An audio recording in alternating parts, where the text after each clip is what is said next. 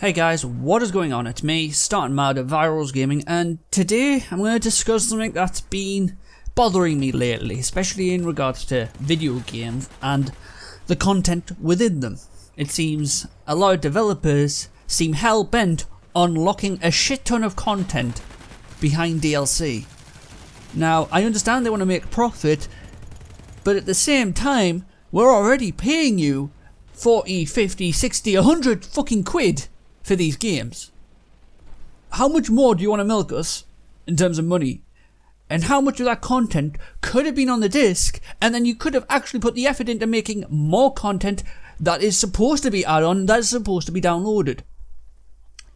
I don't know, but that's the problem now. So many games are either ridiculously short or have content mysteriously omitted despite what was promised. Halo 5, for instance, is an example of a game that had a shoddy campaign that was completely the opposite of what we were told in the teaser trailers. I was expecting Locke vs. Chief shenanigans, but instead we got Cortana going, spoiler, if you haven't played Halo 5 yet, going AWOL, essentially, going manic, becoming this artificial intelligence that wants to rule the world, rule the universe, or just like subjugate humanity. Like, what the fuck, 343, did you do to Cortana? And why would she do any of that?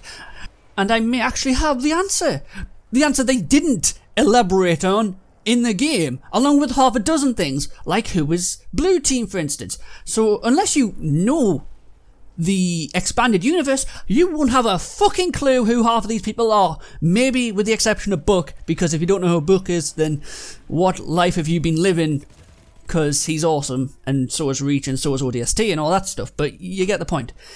But the thing is, Halsey created the Spartan program to stop resistance forces a long time ago, before the Covenant, before all that shit. So it does make sense that Cortana would use that kind of part of Halsey to use the Guardians in exactly the same way to suppress humanity if it gets too big for its boots.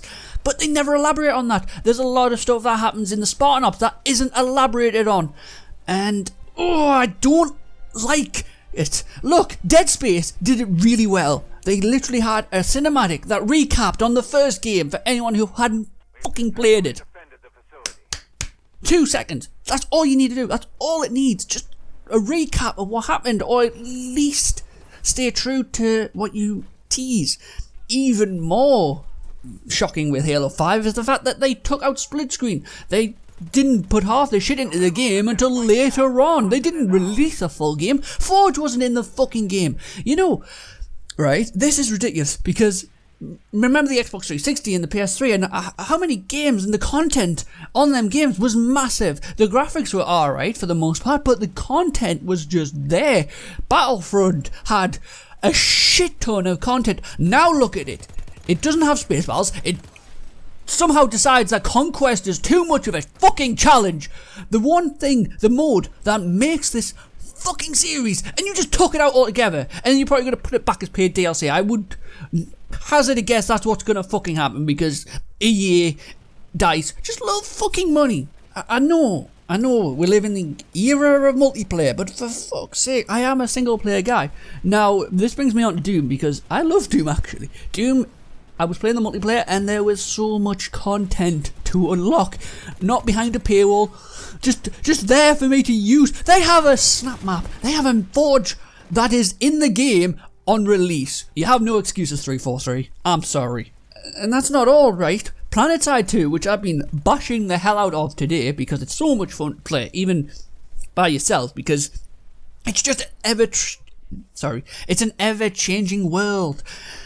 It can get a bit repetitive at times, and you do end up spawn trapping quite a lot because you have to essentially hold down points. Otherwise, if you don't do that, then you're kind of going to lose the base and they'll push you back. God knows how far. It's an incredible game. I mean, it's what Call of Duty could have been if they'd actually went down that route, but they didn't. It's a missed opportunity in my opinion, because just imagine playing on a battlefield and it just changing all the time and not knowing quite where to go, and or having like tactics and all that stuff, and it's really well executed, PlanetSide 2. And PlanetSide 2 is also an example of a game that, whilst free to play, the add-ons don't just scream at you. They don't intrude as much. Like, you have the option of either earning the points in game to buy stuff, or you can essentially just buy it with in-game money, or you can get premium membership. It's the choice. There's a lot of choices there. Like, the only things that you can't really buy with certs are like bundles and all that stuff and bonuses, but it's not too bad. And to be honest, as long as you do alright at the game and you're pretty decent, you should be fine. You level up quite quickly anyway, so I don't see much of a problem there. But my biggest concern nowadays is, like, it's no longer like cheat codes which could unlock nice little things. It's stuff that could have been in the game but isn't, because the developers are either getting rushed to publishing or just can't be asked. Simply put, they just can't be asked to put stuff in the game. They can't be asked to make a game at least like 10 hours. Like, look at Alien Isolation. A fantastic game. It did draw out towards the end of it, which was kind of a shame. It could have ended a bit sooner. But it was about 16 hours, I believe. 16 hours. 16 hours. They can't be done. You can't make a game that actually has fucking content. I don't mind playing short campaigns, but when you have like Destiny, which was barely even a fucking short story, it's like, what the fuck? And then add-ons for story are just locked behind a paywall. Oh, they're taking King. You're gonna have to pay more money for us, for this content, for this game that should have probably been released, or at least should have been considered for release, and then we do more things beyond that. I mean, just think of it. Think about it like this. Mass Effect, a game that is essentially a similar principle in terms of the ability to move between planets and stuff, has more exploration in it than Destiny. And then someone saying, but Mass Effect isn't an MMO. Neither's Destiny, technically, since all you seem to do is grind and grind and grind and grind, and even then, if you do well, you get absolutely fuck all.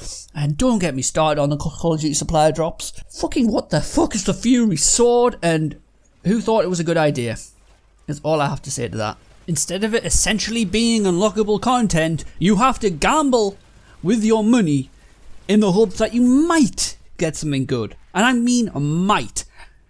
Now let me put it this way. The time it takes you to earn like 10 card points, you could have about half a dozen certs, and you could unlock a bunch of weapons, upgrade them, and go on to kick someone's ass. In Call of Duty, you might roll that dice about 5 times, or even 50, 100, 200, and spend thousands and thousands of pounds, and you get nothing from it. You might get a few things here, but there's no value to it. There's no way of trading it, there's no way of selling it, and it's real money for virtual shit. I don't know why people invest in that. I don't know why people do these supply drop videos. It seems pointless as fuck, because you're literally just sitting there responding to a fucking box opening. Oh my god, I got this shit. Fucking great. Fucking give that man an Oscar. Or a woman. Honestly, I don't know what the state of games is going to be in the future, but I'm concerned that they're going to just keep admitting content. And they're going to keep admitting content, and they're going to keep putting it behind a paywall, and it's going to become shit. It's going to become literal shit for gamers to actually enjoy the games they play, because they can't play it. Like, games like Assassin's Creed have a ton of nice unlocks in there, but again, most of the cool stuff, of course, has to be locked behind a paywall. You can't unlock it by doing some complex challenge. No, you have to do this. You have to give us more money. It's mind-boggling. It really is. Like, I remember a time when I could just go on a game, like Red Faction, for instance, play it to death, and unlock all sorts of shit. I could play Nintendo 64, Super Smash Bros., and unlock about a dozen characters. I could go on Rogue Trooper or anything like that, unlock a bunch of crap. Well, not crap, it's actually a really good game. Sorry, Rogue Trooper, you're one of my favourite games I've played growing up. But I think you get the gist of this commentary / rant / me just having a massive vent. Games, they can be short, but for God's sake, if there is content there that should probably be in the game, it possibly should probably be in the game. It shouldn't just be locked behind this or locked behind that because you want to make extra money or you're being rushed. If you're being rushed, then that's not a good sign.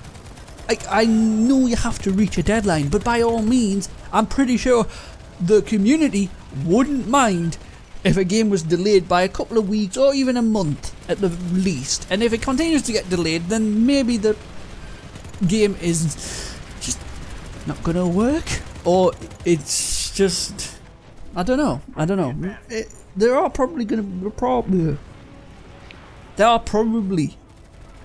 a solution to all this, but I don't think we're gonna find it anytime soon.